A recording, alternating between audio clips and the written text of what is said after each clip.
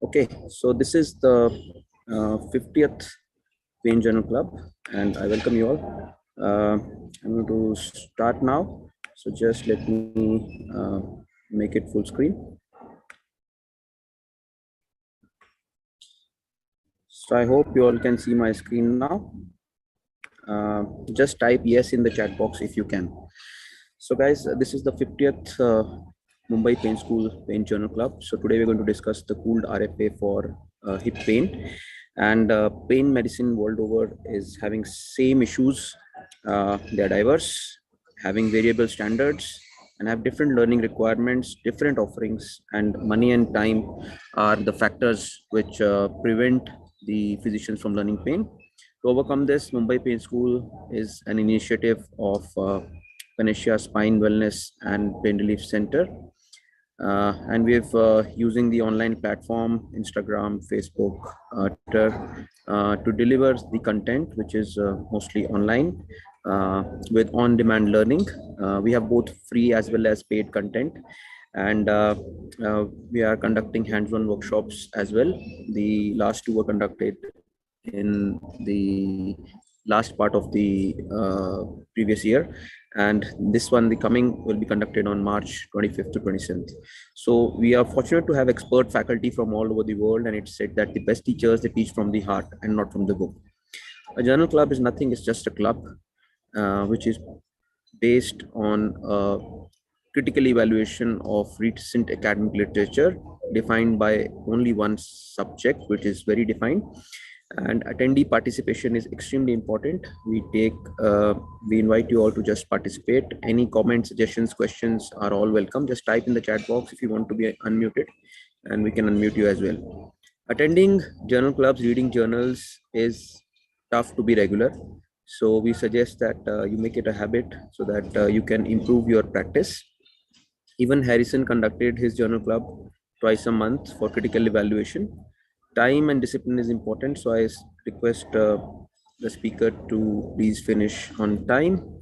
Healthy skepticism or praise is most welcome, so please drop in your comments, suggestions, everything. This is a bit about me, but today please join me in welcoming Dr. Aanchal, and she is, I take the pleasure of introducing her. She is MD Anesthesia from PGI Chandigarh. Thereafter, she has done her fellowship in pain medicine from Chicago, United States, and she's board certified from American Board of Pain Medicine. Right now, she's working as a consultant in pain palliative care in Venkateshwar Hospital, Dwarka, New Delhi. So welcome, Dr. Aanchal. Thank you. So now I request Dr. Maitri to kindly start sharing her screen.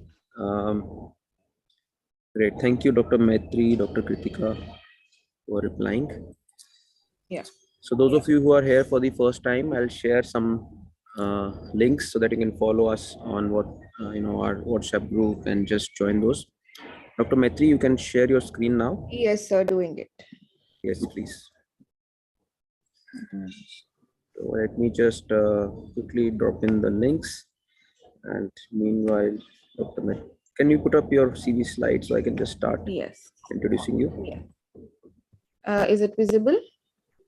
Yes. So, guys, join me in welcoming Dr. Maitri Shah. She is DA and Fellow in Pain Medicine at the Department of Pain Medicine, Patil University School of Medicine in Navi, Mumbai. So over to you, Dr. Maitri. Good evening, everybody. Am I audible? Yes, please begin. Please begin. Yes, you're audible. Yeah, my topic for today is cooled radio frequency ablation of articular sensory branches of the obturator and the femoral nerves using fluoroscopy and ultrasound guidance. It is a retrospective study taken from Pain Physician 2021. The authors are Leonardo Caprol et al. Study done at Carolina's Pain Institute, North Carolina. Introduction. Chronic hip pain is caused by osteoarthritis, hip fractures and dislocations, labral tears, bursitis, and avascular necrosis. Current conservative therapies include physical therapy, non-steroidal anti-inflammatory drugs, opioids, and intra-articular injections of steroids and other substances. Hip arthroplasty is a definitive treatment. The innovation of the hip joint is complex. So let's read about it. Lateral branches of the obturator nerve supply the anterior medial innervation, giving rise to the groin pain. Articular branches of the femoral nerve innervate the anterior portion of the joint capsule, giving the trochanteric pain. The sciatic nerve supplies most of the posterior hip innervation. Denervation of hip by conventional radiofrequency ablation was done previously. Anterior ischial and lateral approaches with fluoroscopic guidance using a 22 gauge radiofrequency probe, which could provide only limited joint denervation considering a variable anatomical course of the gesticulate nerves' articular branches. Method: 235 radiofrequency denervations for chronic hip pain using cooled RF system were completed from January 2014 through July 2019 at Carolina Spain Institute. Following first medical center institutional review board study approval, patient data were collected from electronic medical records. Analysis was carried out to determine the changes in the VAS before and after the block daily opioid use from before and after the RF denervation. The data collection and outcome parameters of the study were patient identifier, date of birth, age, gender, body mass index, VAS at baseline before the procedure, VAS post lateral femoral lateral obturator nerve block, 1 or 2 diagnostic blocks done, VAS at 3, 6, 12 months after the procedures, number of repeated LFLO denervation using cooled radiofrequency ablation, VAS 6 and 12 months after the repeat procedure, the time interval of satisfactory more than 50% of pain relief after the first procedure and each repeat procedure, daily total opioid usage at baseline in terms of morphine milligram equivalent, total daily use of opioids in MME at approximately 6 and 12 months after the cooled RFA procedure, other sources of chronic pain and the number of additional chronic pain sources, opioid dependency, abuse, susceptibility. Procedure: the Halad-Kulif RF probe with introducer in combination with the RF generator was used for RF lesioning in nervous tissue at 80 degrees Celsius.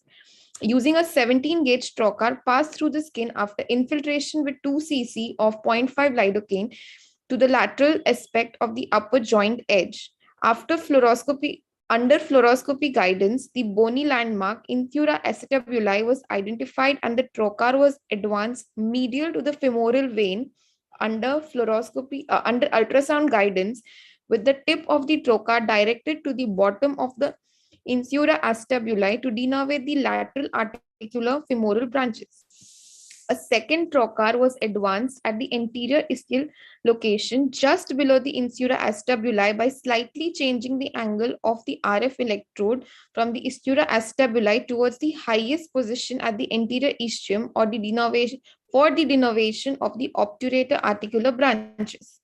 Real-time ultrasound guidance provided safe passage of trocar in all cases conducted using 50 Hz and 2 Hz simulation via an active tip CRF probe. Acceptable threshold for patient to experience concurrent pain / paresthesia was 0.5 volt for sensory stimulation and up to 1.2 volt for 2 Hz, ruling out motor stimulation. There were no cases of vascular or nerve puncture. Results and discussion. A total of 204 patients were selected for the denervation, in which they all went for LFL, lateral femoral and lateral obturator nerve block. Out of that, 50 of them had more than 50% pain relief in the first diagnostic block, and out of which 14 patients declined RF after the block, 3 lost follow-up, and 1 went for a hip replacement. So a total of 136 patients were considered for the study, which had 235 RFAs done, in which 84 patients had follow-up for more than 12 months. And total of 178 denervations were done, in which 12 were bilateral, 96 were initial, and 82 were repeats. The results: out of 235 chronic radiofrequency ablations done. 187, 96 procedures and 82 repeats were performed in 84 patients with more than 12 or more months follow. The average decrease in VAS pain scores after the first diagnostic block was 7.3 plus minus 1.3. Second diagnostic block was 7.3 plus minus 1.3 with significant P score. And the average was decrease in after the denervation or at 6 months and 12 months with 3.4 plus minus 2.5, at 12 months was 4.23 plus minus 2.5, stating that it was a significant decrease in VAS score after the denervations. Secondly, out of 96 initial procedures in 84 patients, 66 procedures, that is 69% of 69% of the total, provided more than 50% relief at 6 months and 50% at 12 months. There were 82 repeat denervations in 36 patients. Repeat procedures in the same patients provided a similar degree of pain relief with no statistically significant difference in the median pain score or time interval of pain relief. Third, change in the opioid use from the baseline to 12 months after the CRFA of LFLO nerves was not significant. At 6 months, it was 56.4 plus minus 80 MME, that is morphine milligram equivalent to 53 plus minus 68. At 12 months, it was 46.2 plus minus 58. So there was no difference in the opioid use after the denervations, because there could be because as the study stated that there were two chronic pain sources, two or more chronic pain sources of the patient. 13 patients had no relief after the denervations. So discussions. Key factors in providing more substantial and longer pain relief. First, the internal cooling in the CRFA system allows for the delivery of substantial more RF energy. Distal projection from the probe tip, which results in larger spherical lesions compared to the standard RF probes, allowing flexibility in the probe placement, which may also assist in capturing of nerve targets. This can help successfully ablate target nerves given the complexity and the variability of the nerve cores in the anatomical location. Using CRFA of the lateral femoral and lateral obturator sensory branches, can provide a significant, clinically meaningful, more than 2-point change on pain scale score, pain relief over an extended period in most patients, and that the procedure is also safe. Two cases of adverse effects. 2 cases of groin pain that resolved within a week after the procedure. 1 case of neuritis was resolved within 2 weeks after the procedure.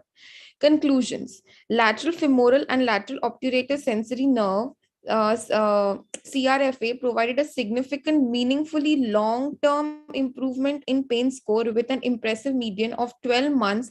That is 52% of the patients maintained at least 50% pain relief at 1 year. It seems to be an effective therapy for patients with advanced osteoarthritis, AVN, or even previous arthroplasty of hip joint. Using a large lesion of CRFA and closest medial approach by combining ultrasound for passage by femoral vein in combination with fluoroscopy for landmarks electrode placement, making it minimally painful for patients and eliminate the concern of puncture the femoral neurovascular bundle. Limitations accepted. A clear relationship between multiple chronic pain sources or BMI to short-term or long-term outcome of CRFA wasn't found. Patients were not intentionally weaned off their opioids after denervation.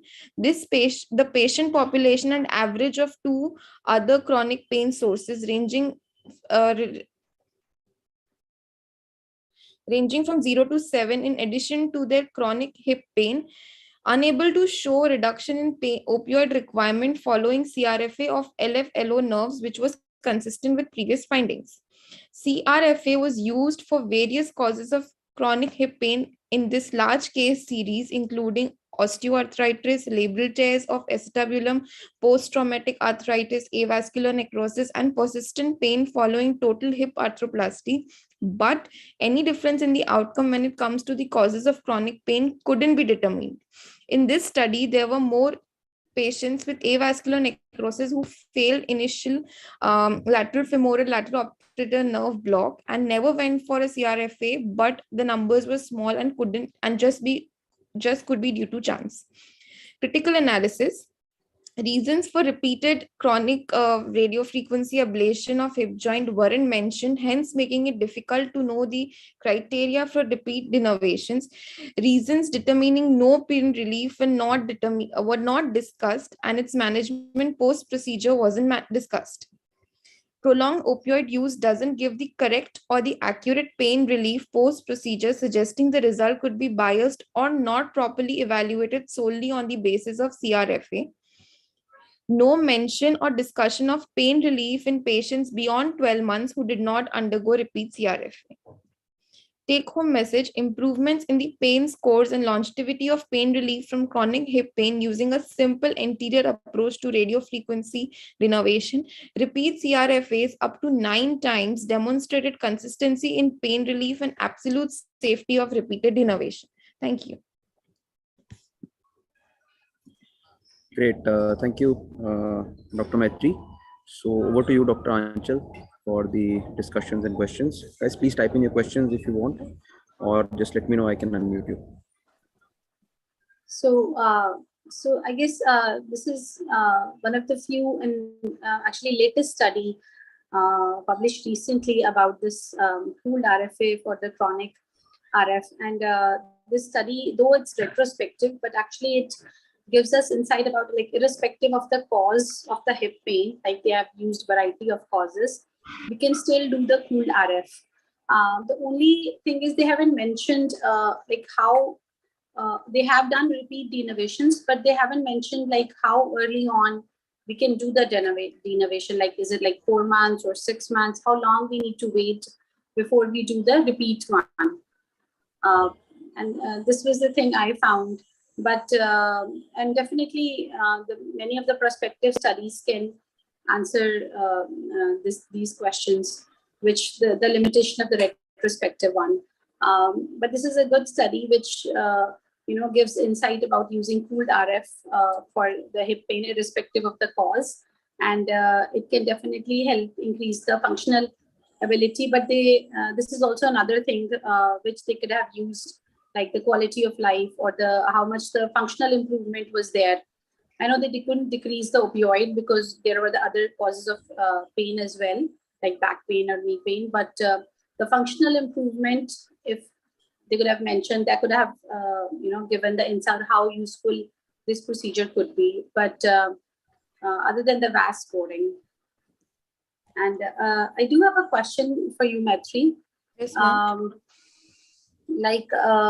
what did you learn from this paper? Like, if you have to take on one message. First of all, what I learned is the anatomical issue can be ruled out. Like, we can make the procedure more safe using an ultrasound guidance, which is number one, because it's a very vascular structure.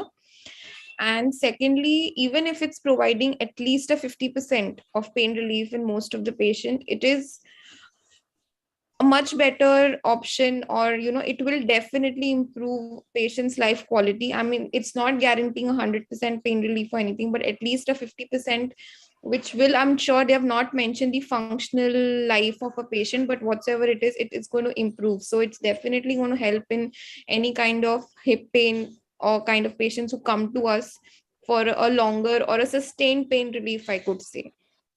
Right. Because any medication which we use, as soon as we wean off the medication, the patient is going to complain of the pain at the same intensity or moderate, but it's not going to be sustained for so long. So it's still sustainable. That's what I feel from the whole article. Right. And adding the functional aspect, I guess, this study makes the base that how we can take forward the study in a prospective form and establish more validity of doing a pooled RF in chronic hip pains. Right. Do we have any questions, Dr. Sidharth? Or Not any on as of now. Just some comments. Actually, the main problem with this hip is that there are a lot of individual variations, and as a result, you are not very sure of whether your procedure will be successful or not. Although they have done the diagnostic procedure before, but even after diagnosis, I mean, because local has a bigger spread than the it's not very precise. Even if you give 0.5 bupivacaine as they have given. Still and they did cannot 2 be very diagnostic sure, blocks. Right. yes, so that's very impractical in our situation in India, probably.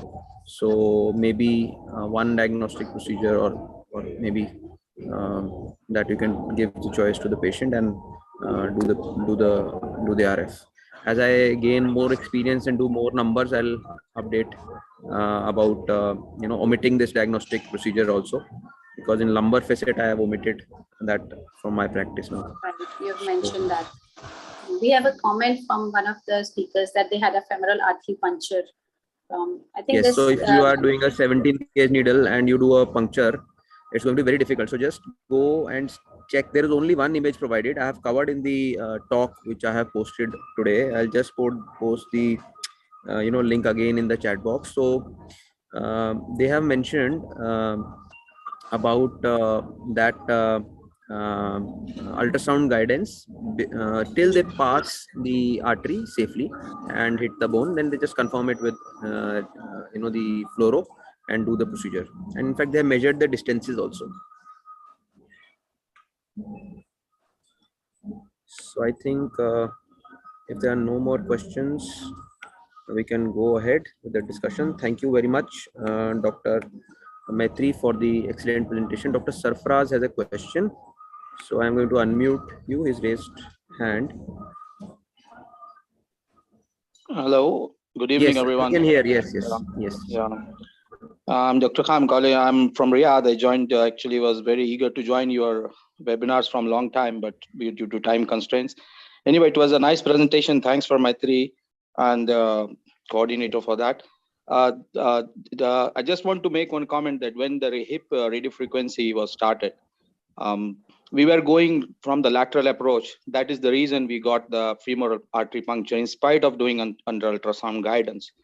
And now they have started the trajectory from the inferior part. So we are like going parallel to the neurovascular bundle, the femoral neurovascular bundle. So the chances of getting a puncture are less now. So where we were really targeting the teardrop from the lateral approach, lateral oblique approach. That was the reason.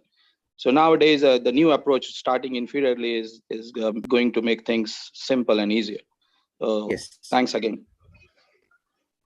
Great. And if you see the obliquity of the needles, you will understand. In the picture by Caporal et al., they have posted quite oblique, the needles quite obliquely. So the teardrop needle comes from medial to lateral. The upper one comes from lateral to medial. So that is what they have done to avoid, I think. And you are absolutely right. And I think this will make a lot of difference. The safety increases. In fact, they have reported only 2 hits. I think that too, I mean, I'm not too sure, but if I remember correctly, only 2 hits in over 300 cases or 250 cases. So that's quite low incidence. Okay, so let's now let me put my slide. I hope you can see this slide now. Dr. Aanchal, can you see your? Yes. Okay. So thank you for the nice discussion, and thank you, Dr. Maitri, and thank you, Dr. Aanchal. The next steps are now join our mailing list. Sorry for the Telugu translation, guys. I was just delivering a talk in Andhra. So join our mailing list. We have posted the WhatsApp link in the chat box, and stay updated. Suggestions, comments are most welcome, guys. Please guide us what you want, and we'll try to cover that in the next clubs. And join us for the hands-on WIPSIs in Mumbai on 25th, 26th, 27th March. I'll post the registration links by Sunday. So I'm sure it's going to be quickly sold out, guys. Only 20 seats. So please watch out for the link and just register as soon as you get a chance. With these words, thank you very much. Thanks for joining in, and hoping to see you soon next week. Take care. Bye-bye and keep learning.